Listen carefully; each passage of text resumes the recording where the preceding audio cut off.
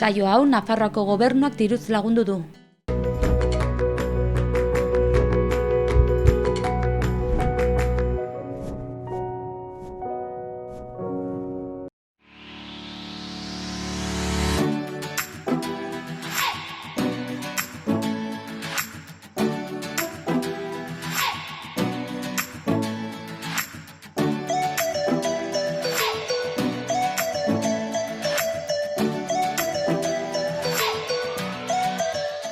Arratsaldeon, gaurkoan bi elkarrizketa izango ditugu.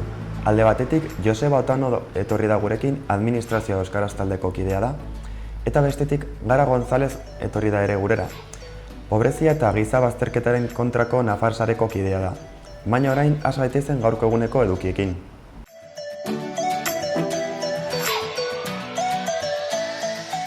Goazen gaurko efemerideak aipatzera.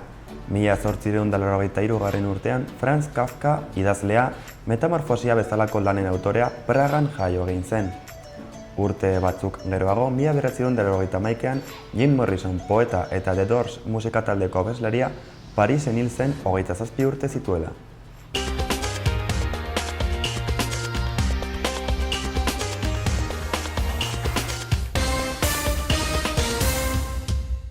Goazen eguneko titularrekin. Gizarte segurantzak inoizko historikorik handiena gainditu du ekainean, 289.210 afiliazioarekin. Langabezia 887 pertsonatan jaitsi da hilabetean, eta 1698 urtebetean.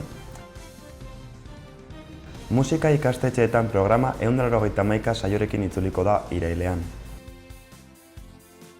Erraldoi eta buruhandien konpartsak Udetxe plazan egiten duen agurra eta koletaz, Ustelaren 7ko 11 kupoiaren protagonistak. Herri Sanferminak auzolanean eta beti gabe dauden txandetan parte hartzera dei egin du. Sanferminetan jaiguneko eskaintza kultural eta gastronomikoaren berri emateaz gain, oraindik bete gabe geratzen diren ia 200 txandak betetzeko deia egin dute. Trafiko kanpaina berezia ustelaren 5-tik 15 bitartean, alkohol eta drogen kontsumoa kontrolatzeko, foruzaingoak, Nafarroako udaltzaingoak eta Guardia Zibilak esku hartuko dute. 121 komunikabide akreditatu dira Sanferminetako nazioarteko prentsabulegoan. Oio kontseilariak bisita egin die Iruñera etorritako informazioaren arloko profesionalak hartatuko dituzten langileei. Izan ere, aurten 2450 akreditazio txartel banatu dira entzierroetarako, txupinazorako eta gaixonirako.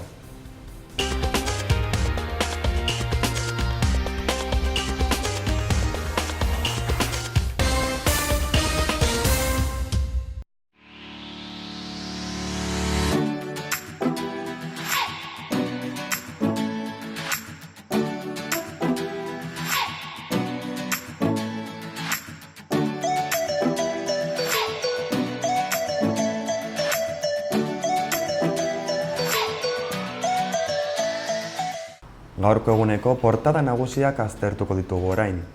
Diario de Navarraren titular nagusian, Esparza, Rivera eta Casadok Sánchezi ultimatuma bota diote Nafarroan Bildurengatik gobernatzen baldin badu. Bererekin ezer ez dutela akorratu esan dute hiru alderdietako liderrek. Sánchezek 3 aste behar ditu inbestidurarako laguntzak lortzeko. Goiko albisteetan, Iruñeko zezenplazak bere ate nagusia berriz estrenatu duela eta Agaseko korrelioetan lehen bisitariak jaso dituztela azaltzen da. Argazki nagusian berriz, Tximi Abila Osasunako jokalari berriaren aurkezpena ageri da. Bestalde, bi tximistek Nafarroako Unibertsitateko sistema informatikoa eta San Lorenzo Elizako kanpaiak kaltetu dituzte. Azkenik, Ursula von der Leyen kontserbadoreak Europar Komisioa zuzenduko dela argitzen du. Diario de Notiziasen azal nagusiko titular nagusian, Txibitek, Geroa Bai, Podemos eta Ezkerraren gobernua osatzeko borondatea eskatu duela azaltzen du. Bestalde, Mayorga Ramirez ea zuzentzeko prest dagoela adierazi du ere. Sánchezek 3 aste behar ditu inbestidurarako laguntzak lortzeko eta von der Leyen Europar Komisioa zuzenduko duen lehen emakumea dela azaltzen du egunkariak ere. Bestetik, Enrique Mayari egineko elkarrizketaren esaldi nagusi bat ekarri dute azal nagusira. Non, laukoak egindako guztia ez dut atzera botako gauza batzuk ondo iruditzen zaizkiela adierazten duen. Argazki nagusian, Tximia Bilaren aurkezpena ageri da. Beste albisteetan, Nafarroak segurtasun sozialeko kontizanteen maximo berria markatu duela ageri da. Baita ere, Volkswagenek 1418 auto eguneko egingo dituela iragartzen du egunkariak. Azkenik, minbizia gainditu, selektibitatea aprobatu eta medikuntza egingo duen mutilaren kasua ageri da portadan. Gara egunkariaren azal nagusiko titularrean, Navarra Sumak Madrilen presioa egin du Nafarroa gobernatzeko. Sánchez uztailaren 22 arte eman du plazoa inbestidurarako laguntzak lortzeko. Argazki nagusian, dozenaka katalan independentistek Europar Parlamentuaren aurrean protesta egiten ari dira. Katalan politikoek bere europarlamentariagiria hartzea utzi ez dietelako. Beste albisteetan, EH Bilduk estatu eta giza alorreko akordiak nahi dituela ageri da.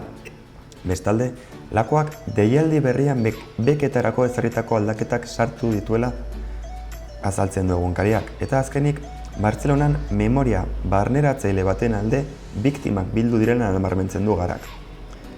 Berri egunkariko azalean, Estrasburgon Europar Parlamentu aurrean egindako protestaren argazkia ageri da.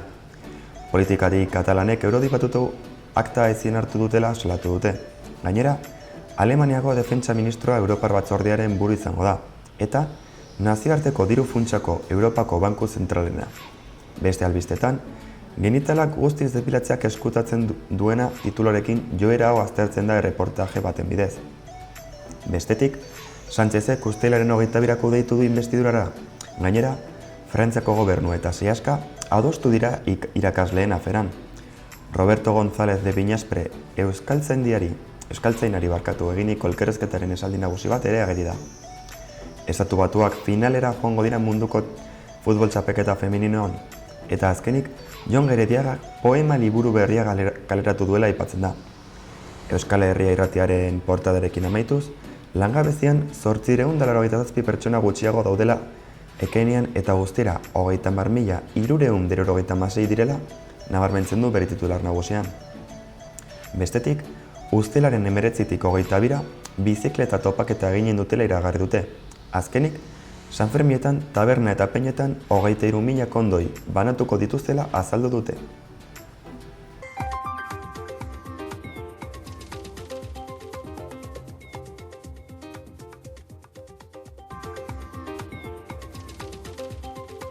Goizean goiz zeruan lainotsu, goizean lainoa gutxituz joango dira eta arratsaldean zeruan laino gutxikin geratuko da. Arratsalde gauean bero lainoa garatuko dira eta zaparrada trumoitsuak eta ertaina bota ditzake. Norabide aldakorreko haize ahula ibiliko da. Arratsaldean ipar-ekialdetik finkatuko da tarte biziekin. Temperatura maximoak nabarmen igoko dira.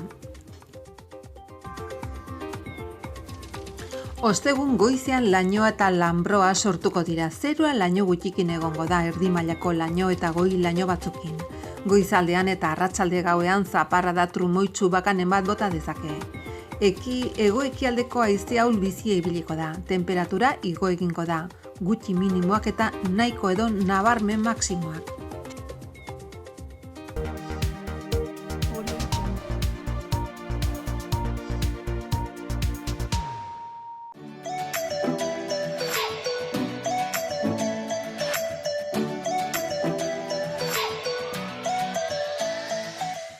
Asteko agenda errepasatuko dugu orain. Gaur Kondestable Jauregian, Luis Azanzaren argazki erakusketa egongo da ikusgai, atxaldeko 5:00 gaueko 9:00 arte, eta sarrera librea da.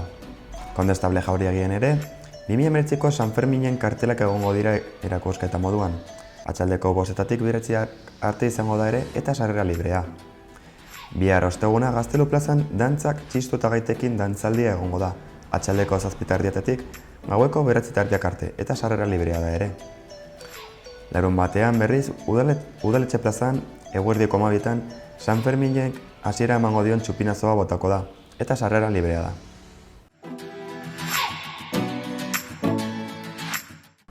Gaurko albiste nagusiak aipatuko ditugu, Etxaurirekin hasiko gara. San Ferminetara joateko autobusen ordutegiak kaleratu dituzte. Etxauritik Iruñera San Ferminetara joateko intentzioa dutenentzat, autobusen ordutegiak plazaratu ditu Etxauriko udalak. Uztailaren 6 larunbaterako goizeko 8:30 izango da lehen autobusa, eta egun osoan zehar egongo dira aukerak Nafarreri burura bidaiatzeko. Ordutegi guztiak Etxauriko udalaren webgunean kontsulta daitezke.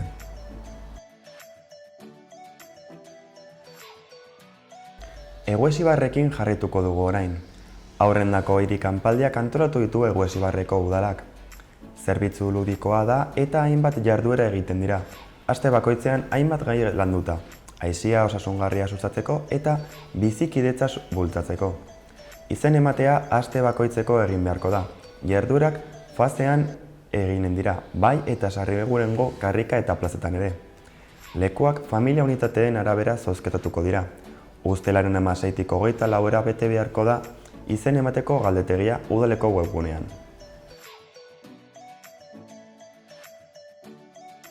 Iruñeko albisteekin amaitzeko. San Ferminen jaien berri emateko 120 komunikabidek eskatu dute akreditazioa. San Ferminetako Prentsa Internazionalen ofizinak 2450 pase eta akreditazio banatuko ditu aurten. Entzierroak, txupinazoa eta gaixoniaren berri emateko banatuko ditu Iruñeko udalak. Guztira, 121 komunikabide daude aurtengo San Ferminetarako. Albiste agentziak, telebistak, irratiak, prentsa eta bestelako proiektuak. Zezen plazako ate nagusiak bere irudi originala berreskuratuko du. 2022an beteko da plazaren 100. urteurrena eta Miserikordia etxeak garbiketa eta berreskurapen lanak prestatu egin ditu. Garai baterako itxura berreskuratzeko egingo dira lan hauek. Lehen pausoa atea errestauratzea izango da. Iruñeko peinek gaur egungo kartzela politikaren amaitzea beharrezkoa dela adierazi dute. Komunikatu batean adierazi dute Iruñeko peinek gaur egun legez dagoen kartzela politikarekin amaitzea ezinbestekoa dela. Hurrengo San Ferminetan irmo salatzen jarraituko dutela azaldu dute eta aurten orain presoak lelopeko txapak banatuko dituztela iragarri dute. Herri San Ferminak auzolanean eta bete gabe dauden txandetan parte hartzera dei egin du. Atzo eguerdian egindako prentsaurreko batean, San Ferminetan jai guneko eskaintza kultural eta gastronomikoaren berri emateaz gain, oraindik bete gabe geratzen diren ia 200 txandak betetzeko deia egin dute. Beste aldetik, Herrik Emaia Iruñeko alkatearen mehatxuak salatu dituzte ere, hurrengo urtean txoznak kentzeko duen intentzioa dela eta.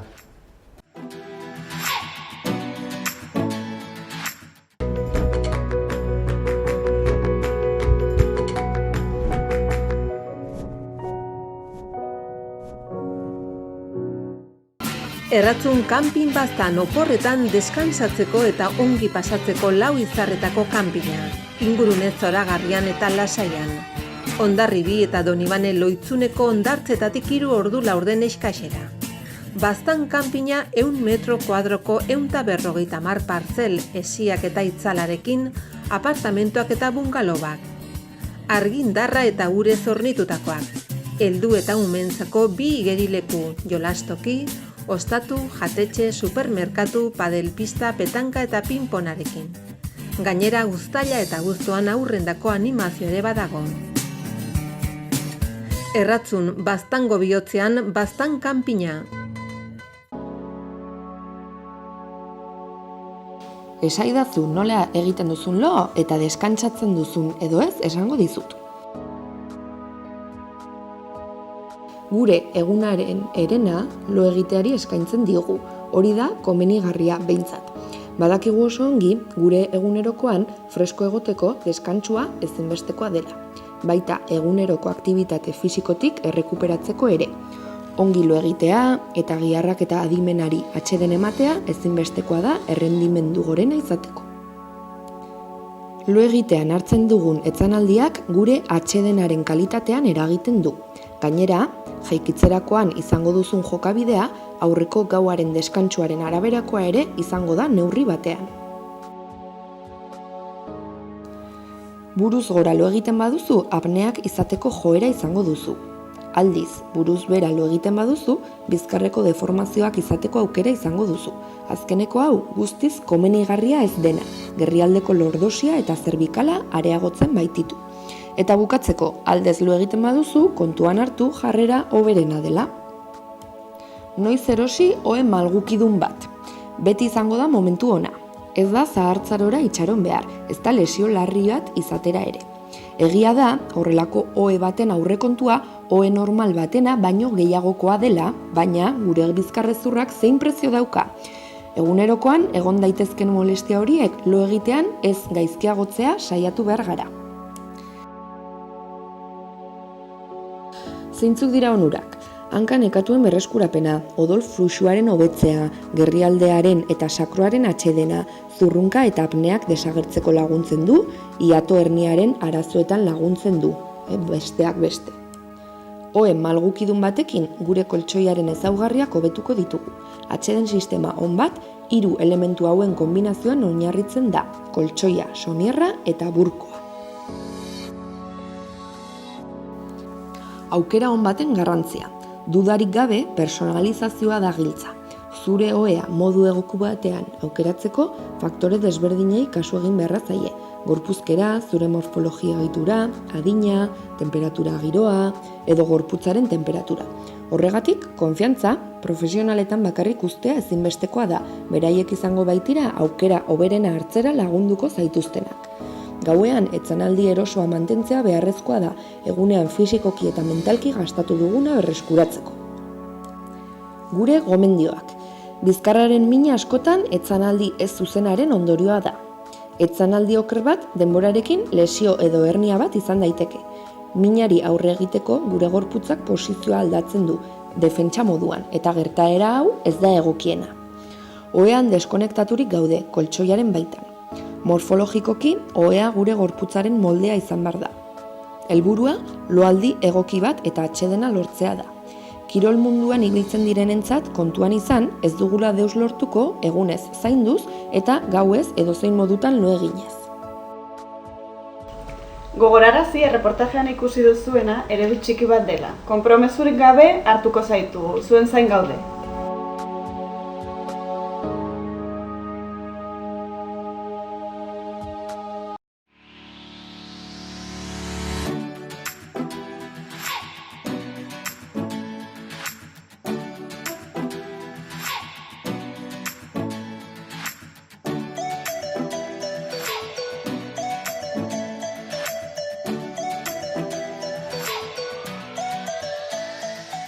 Orain gaurko elkarrizketei emango diogu paso.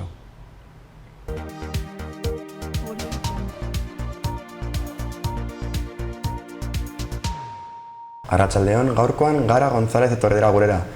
Pobreziaren eta gizarte bazterketaren kontrako Nafar sareko kidea da eta bertan egitituzten azken lanei buruz hitz egitera dator. Arratsaldeon, Gara. Arratsaldeon, bai. Pixkat urduri igual? Bai. Bueno, gutxinaka hasiko gara proiektatzen. Ikusiko dugu nik eta behin azaldu guzu zertan datzan sare hau. Zer motatako lanak egin dituzuten, helburuak eta batez ere nortzuk osatzen duten.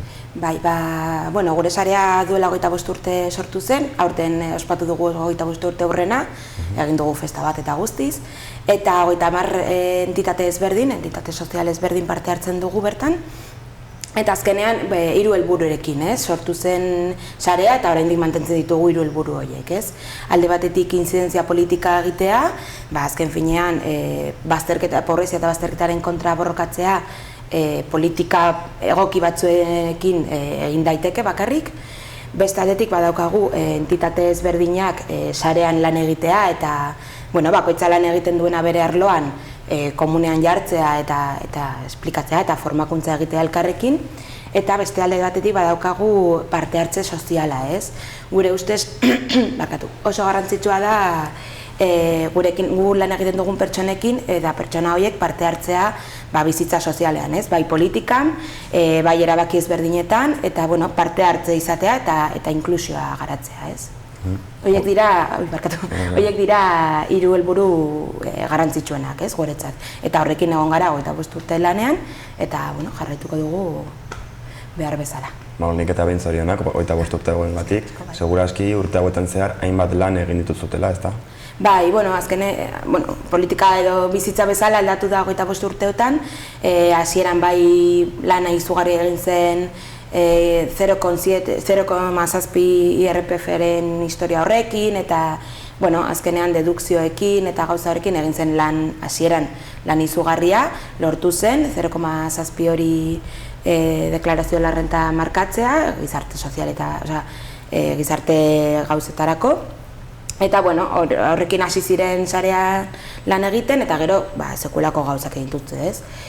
Bai, akompainamiento sozialaren inguruko formakuntzak, bai manualak, eta, bueno, azkenean, politikarekin erlazioa duten gauza pilo eta aldarrikapen pilo, baina baita lan egiten dugun pertsonekin edo pertsonen aldeko aldarrikapen asko, ez? Pertsonetan ipintzen duzute batez ere fokua. Bai, azkenean, entitate ezberdinetan lan egiten dugu, eta entitate horiek pertsona ezberdinekin lan egiten dugu, ez? Esaten dugu askotan pobrezia multidisciplinala dela, ez? Bai, enplegu langabezian dagoen pertsonekin lan egiten dugu, baina baita osasun arazoak dituen pertsonarekin lan egiten dugu. Bueno, flash hau enduta.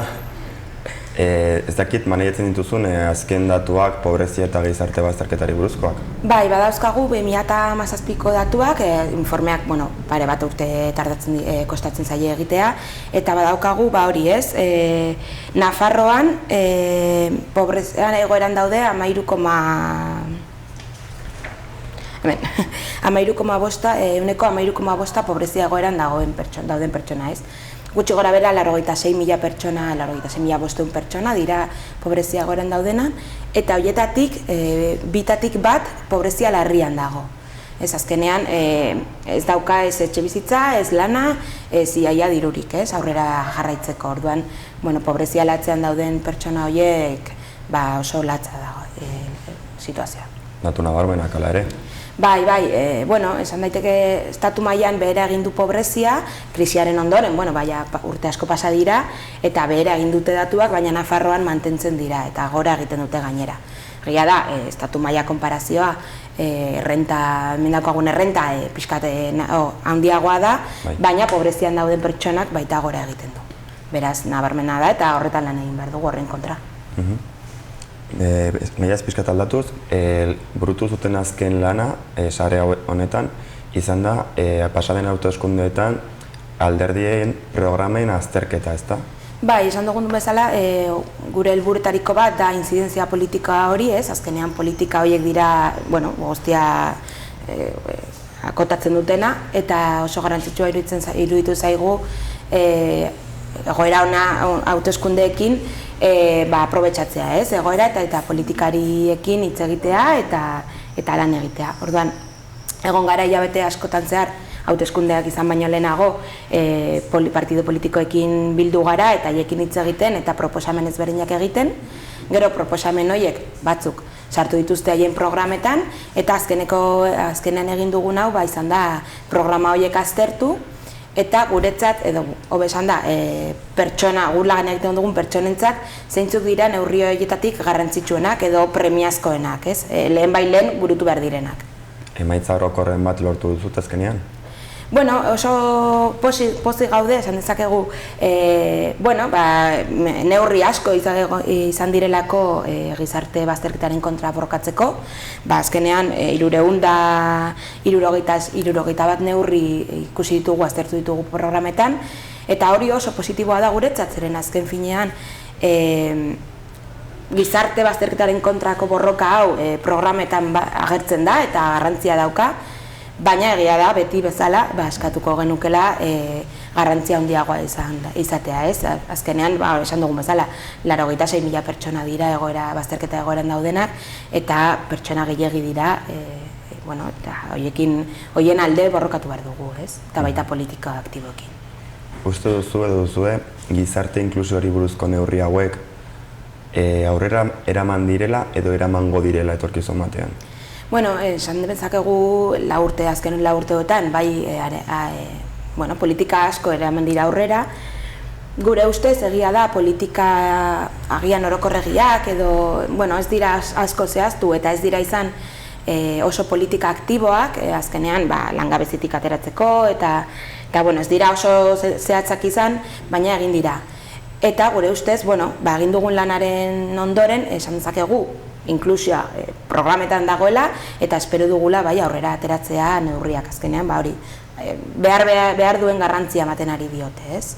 Eta, bueno, espero dugu, gero betiko gauza dira, ez, presupuestoaren arabera, bakoitza, politika bakoitza ze priorizatzen duenaren arabera, baina, bueno, espero dugu baietz. Baina batzutan gertatzen da, kanpainan gauza batzuk esaten direla, eta gero ja... Bai, gero hori, azkenean gu egin dugun lan hau, gure xedea zen, hori ez, orain akordio ezberdinetara llegatu izan behar dira, azkenean hori da realitatea, akordioetara llegatu behar dira, eta akordio horietan, lehentasunezko neurri hauek kontutan hartzea da gure helburua azken baina.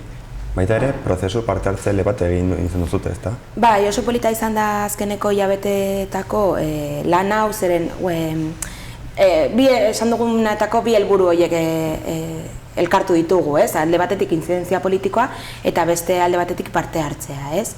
Orduan egon gara azkeneko 3-4 hilabeteetan gure entitateko pertsona horiekin lanean, elkartu gara bai teknikariak eta bai pertsona horiek, eta elkarrekin aztertu ditugu programa hauek, baita izan genuen duela hilabete pare bat, uste dut, debate antzeko bat politikoekin, eta bertan baita parte hartu zuten pertsona ezberdinak eta galdera egin ahal izan dizieten politikoei, ez?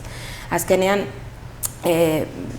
bazterketa egoeran dauden pertsona horiek politikariei ailegatzea eta haiekin hitz egiteko espazioak ez daude, gaur egun ez daude.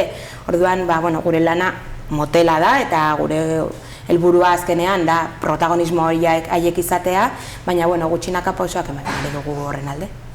Osongi. Baita ere, neurri proposamen batzuk lortzea iritsi zineten akordio batzutara? Bai, azkenean gure lan egiten dugu talde ezberdinetan eta talde bakoitza arlo ezberdina lan egiten dugu, ez? Eta horrin bideratutako neurriak aztertu ditugu, ez? Eta orduan, egin dugun lana azken hilabete hauetan izan da hori, ez? Adibidez, hezkuntza arloan, ze neurriak ditugu gure ustez edo pertsonen ustez lehentasunak, ez? Eta, esan dezakegu, azkenean neurri oso orokorrak planteatzen dituztela programetan, baina neurri horien alde borrokatu behar dugula, ez? Adibidez, hori zerbitzu publikoen aldeko neurriak, renta minimo baten aldeko neurriak, baita prestazio ekonomikoak ez bakarrik planeatzea, baita kumplitzea, ez? Planeatu datako plan guzti horietan aurrera eramatea. Gero, adingabeen eta gazteriaren arloko neurrietan, baita garrantzitsua iruditzen zaigu prebentzioarekin lan egitea, ez? Ez bakarrik azkeneko momentuan ja egoera latzean dauden adingabeekin lan egitea, baizik eta prebentzioari garrantzi handia ematea. Baita etxe bizitzaren arloan, oso garrantzitsua iruditzen zaigu etxe bizitza librea dagoen hori gestionatzea eta modu egoki batean gestionatzea. Baita etxe bizitza inguruan, badago ja jendea bizitzen VP-etan edo horiei akonpainamentu bat egitea, ez? Hezitzaile batekin edo ez dakigu ze forman, baina ez ustea bakarrik, ez? Eta gero enpleguaren inguruan, behin eta berriz esan duguna, ez da, agian guztiak ez dugu enplegu bat edo ahal izan, baina bai itinerario horietan laguntza izatea, ez? Eta hezitzaile baten bidez edo ez dakigu ze formularekin, baina bai horietan laguntzea, ez? Prozesu horietan. Zongi. Horrein gabiltza parlamentuko elkarrizketetan, gobernu berria osatzeko, horrendik ez dakago oso argi nola joango diren tiroak. Uste duzu gobernu berria osatzen denean, ikusiko dugu zein izango den, neurri hauek ere kontutan hartuko dituztela edo alde baterotzeko dituztela? Badakigu, gu pasatu diegu dokumentua, egin dugun dokumentua, neurrien lehentasunen dokumentua, eta badakigu negoziazioetan eraman dutela dokumentua eta horietan daudela hizketan. Gero zer gertatuko den, ez dakigu, ez? Baina, gutxienez dokumentu hori badaukate eta badakigu elkarrizketetan hortik badaudela neurriak. Orduan, espero dugu kasu egitea edo gutxienez akordioetara llegatzea, gero ja 4 urteetan, lortzen badugu zeo zer, primera. Ikusiko da bai. Baita ere, galdetu nahi nizun, gaur egun eta azken urteotan bizi izan gara joera prekario nabarmen batetan, non desberdintasunak areta gehiago nabarmendu diren. Pobreak pobreagoa dira, aberatsago, sistemare honen baitan bizi gara, nola egin dezakegu aurre joera honi? Bai. Hori, krisia 2007tik aurrera, dena joera hori oso nabarmena izan da, eta guk bi alderditan mugitzen gara alde batetik politikariei eskatzen dizkiegun politika aktibo guzti horiek, eta haiek jarri behar dituzten neurriak pertsona horiek babesteko, eta azkenean guztion errealitatea babesteko, eta bestealetik baita oso garrantzitsua iruditzen zaigu gizarte guztiaren lana. Guztiak egin dezakegu lana, egoera latzean dauden pertsonei laguntzeko. Bai voluntario moduan, bai edozein formetan, baina guztiok protagonista izan behar gara, azkenean guztiok elkarrekin bizi garelako, eta oso garrantzitsua da guztion onuraren alde borrokatzea guztiak. Ja, pixkat etorkizunari begira, hurrengo hilabeteetan edo urteetan, non ipiniko duzute fokua batez ere? Azkenean, urrian daukagu hilabete bat osoa dedikatzen diogula pobrezia eta bazterketaren kontrako formakuntza eta evento ezberdin egitera. Urrian izango dugu, normalean badaukagu gure jornada masilaren inguruan, pobreziaren eta bazterketaren eguna delako, kontrako eguna delako, eta aurten izango dugu zineforuren bat, edo, oraindik planeatzen gaude hilabetea, baina aktibitate pilo izango ditugu hilabetean zehar. Así que horretan lan egiten dugu, orain. Bueno, sorte hona opa dizuegu eta mila esker etortzeagatik. Bai, mila esker zuei baita.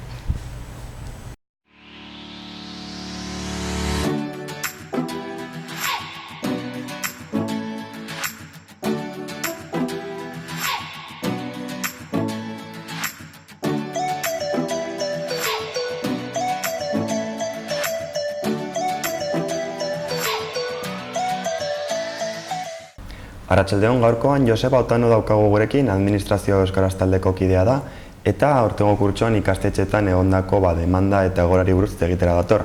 Arratsaldeon, Joseba? Arratsaldeon zuri. Zer moduz? Ongi, baina bakarri aztertuko dut haur eskolen matrikulazioa, Iruñan. Ongi. Ez orokorrean. Bale.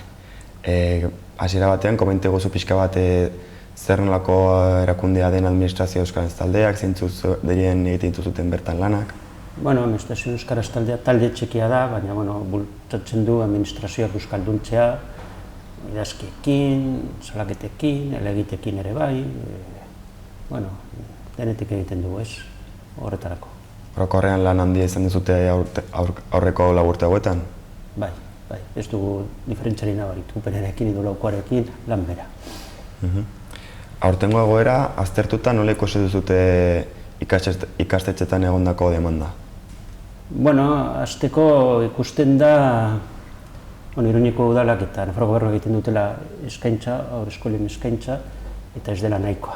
Guraso asko geratzen dira kanpoan, euskaraz eta erderaz, ez? Baina ikusten da, batez ere, erderazko eskaintza dagoela, eta horrezagatik operatzen duela jendea erderazko eskaintza nagusiki. Baina euskarazko eskaintza dagoen tokietan, erraz betetzen da, problemari gabe. Arrakasta dauka, euskarazko ereduak. Demanda arrakastatxoa izan da, baina ikusi duzute adibidez auzo desberdinetan demandak gora edo bera egin dezakela? Alde batetik daude eskaerak eta bestetik plazak. Plaza mugatuak dira beti, orduan beti da emaitza bera. Beti-beteko dira postu berberak. Ateratzen badira 15 edo 30 edo 45, beteko dira denak. Ez dira inoiz gehiago izango. Eta uste dut eskaintzak, eskaera baldintzatzen duenez gero,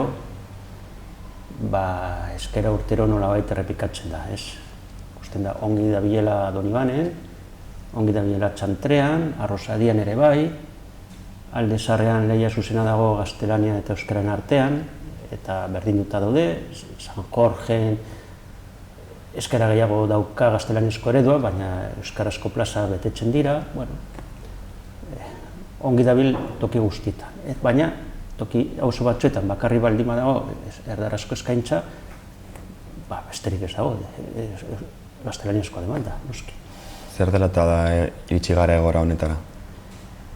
Bueno, ez dakit noiz sortu ziren hor eskola, baina sortu ziren gaztelaniaz, eta bakarrik, orain dela gutxi arte, bakarrik ziren euskarazko 2 txantrean, eta bueno, azken boladan zabaldu dira gehiago, txantreako 1 pasatu zen Arrotxapeara, gero Iruñeko Udalak sortu zituen 2, Doniban eta Rosadian, gero eskaintzen lebiduna egin zuen Nafarroko Gobernuak, San Jorgen eta Aldezarrean, baina hala ere, auzo gehiagotan dago, erderazko eskaintza, ez? Erderazko eskaintza orduan, oraindik ere nagusitasuna dauka Iruñerrian?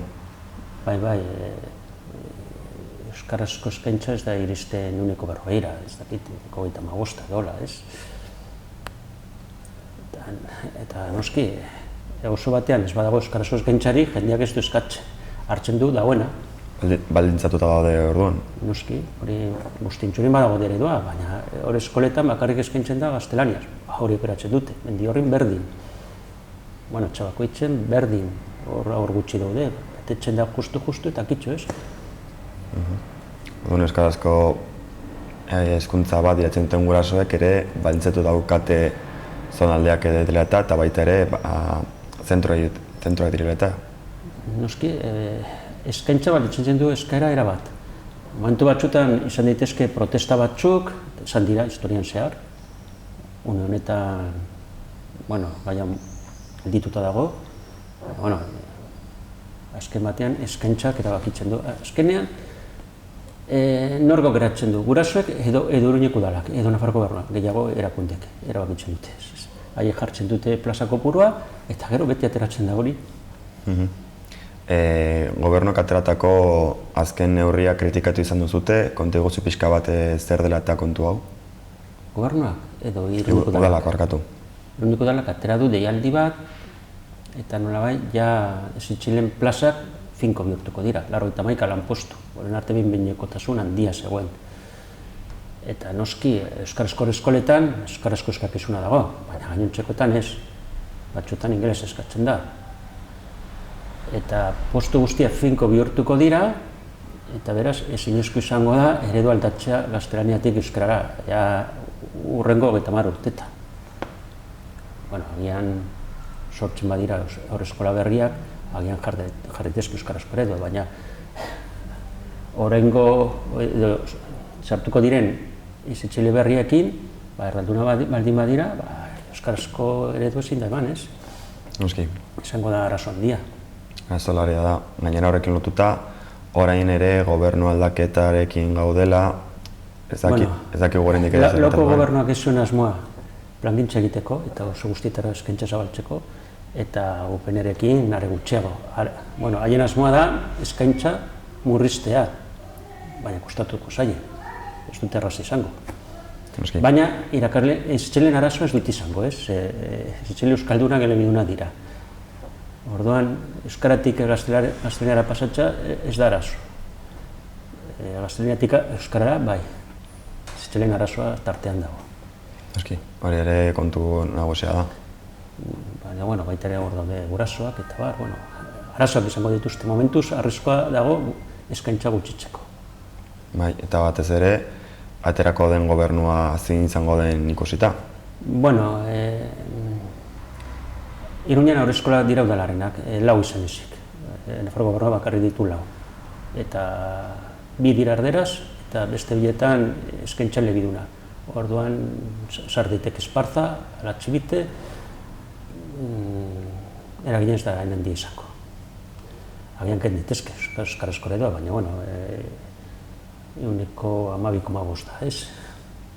Lautan, 0,1 eta 0,1, ez? Euskararen ordenantza hor dago baita ere? Euskararen ordenantza dago, bai, baina ez da betetzen, hori azken orduan onartu zuten Euskara 1,5 puntuatxa gutxienez, baina Zitzilen deialdi honetan adibidez, Euskaren puntuazioa 1,0 izango da. Postu batzuetan eskatuko dute Euskara, baina gainontzekoetan ez dute puntuatuko 1,5. Orduan, lehenengo onartzen dute ordenantza, eta segituan hasten dira urratzen. Eta lokoak egin du hori, Bai, ikaragarria da. Bai, Zuek zer? Ez da deialdi bakarri izan. Bai, bai. Hala jokatu dute orain arte, bueno, ja gehiago ez dute jokatuko, ja sartu dira berriak. Zuek zer neurri hartu beharko liratekeela uste duzute? Bueno, guk ja rekorritu ditugu deialdiak, hori bai. Zer egin behar da gero? Bueno, orain 31 eskutik dauka eskuinak ez, eskuin espainiarrak ez, zure eskainek aldatuko dute ordenantza, errekurtsoa saihesteko. Eta gu, lehen bezala, ordenantzun baten bila, ibiliko gara ez. Noski, erronka zaila da ere. Bueno, laukoarekin gertatzen zen gauza bat, jendea lokartzen zela. Uste zuen dena joango zela ongi, denborarekin gauza egiten joango zirela, pasatu dira 4 urteak ia ezer egin gabe, orain losorrotik atera beharko du jendea. Orain sartu dira besteak, bueno, agian hori sortuko da Euskararen aldeko mugimendu indartsu bat, auskalo, ikusiko dugu. Ikusiko dugu baina suposatzen dut intentzioa egongo dela. Beharra. Beharra. Lehen bazegoen beharra, baina jendea lokartuta zegoen. Orain nolabait esnatu beharko du jendeak. Horrela zen, hurrengo kurtsorako noren ikusten duzute erronka nagusiak administrazioan? Bueno, erronka nagusi. Lehen baldin baziren Euskal Ordenantza garatzea edo dekretua garatzea, orain Euskal Ordenantza defendatzea bai, azkeneko aldaketarekin baliagarria da. Dekretuarekin, ez badugu lortu laukoarekin, dekretu hona, dena den Euskararen alde egiten segitu beharko dugu, beti bezala. Eski baiaz. Gutxinez, orain, oposizioaren laguntza izango dugu. Lehen, gobernuaren aurka, udalaren aurka, eta oposizioaren laguntzari gabe. Zerbait aldatu da. Bai. Naiz eta, ematen duen okerrago ibiltzeko moduan gauden, baina, Ez dakit beste konturen bat komentatu nahi duzun, Joseba? Momentuz ez gai asko ditugu esku artean, baina, gaur honetara etorri gara ez. Ea lana ondo ateratzen den eta erronkak zailtasunik gabe irabaztena lortzen dituzuten. Saiatuko gara, bederen, eta espero dut ez bakarrik gu. Bai. Euskakintzako ez taldeak ere bai, ez? Bai, noski baietz. Mi esker Joseba, etorritzagatik eta nahi duzunean ere voltatu zaitezke beste gai buruz komentatzera. Bale, oso. Mi esker.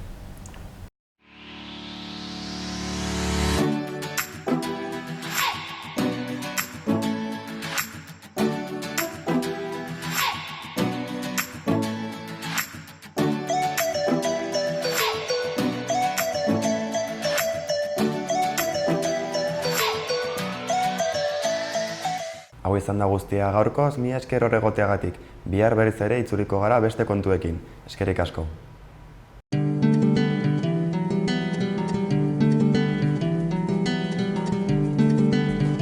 Saio hau Nafarroako Gobernuak diruz lagundu du.